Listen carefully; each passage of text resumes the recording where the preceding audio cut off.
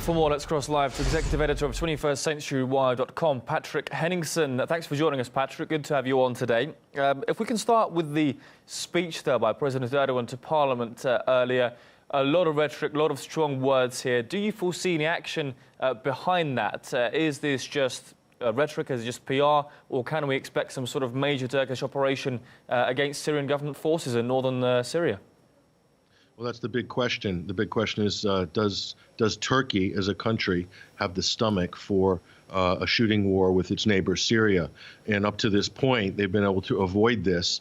I personally, based on Turkey's willingness to put proxies out on the front line to sort of deputize the Free Syrian Army, for instance, and all these various militant and jihadi factions and absorb them into the under the Turkish military structure, that sends a message, I think, to Syria, to Russia, to Iran, to other people on the ground there, that they're not that serious. They don't have the stomach for Turkish body bags to pile up, because at that point it's going to become very unpopular, this conflict. Erdogan's been able to side skirt that up to this point. And now, because the jihadist factions are not performing on the ground very well, Turkish soldiers are having to actually be on the front lines for the first time against facing Syrian Arab army forces, for instance. So it's not a sustainable position for Turkey, and also because they don't have any access to the airspace over Idlib.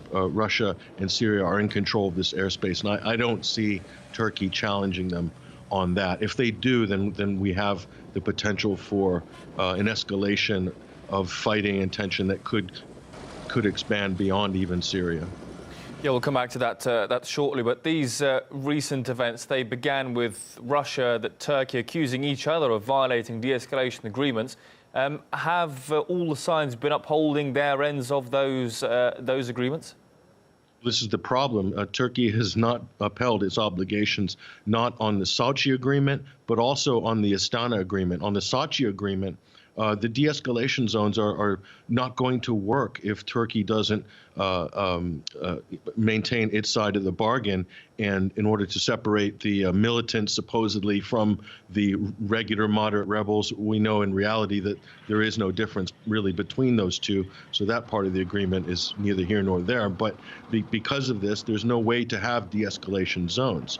So Turkey's failed on that, and that's the Sochi agreement. On the Astana agreement, if you remember back in the fall of 2018, there were a number of things agreed, and one of the key things was that Turkey would assist in the liberation of the international road, the Damascus to Aleppo road, or the M5 highway. Turkey has never done that, and if you notice, now that Syria is making concerted moves to liberate the M5, now Turkey is moving and creating all sorts of obstacles and situations that are impeding that from happening. So that does indicate that the reason none of these agreements are working is because actually Turkey appears to be pursuing a parallel agenda. And as long as it's doing that, there's no way that they're going to meet those obligations, and therefore the situation will become dysfunctional very quickly.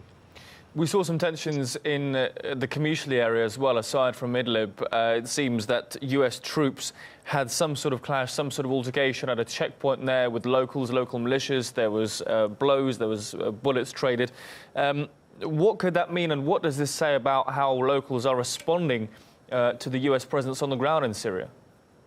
This is hugely dangerous. This is hugely dangerous because we know how the United States, how Washington will react if anything happens, or if so much as an abrasion or a scratch appears on one of their soldiers, even if they are occupying or operating illegally against international law in a country like Syria.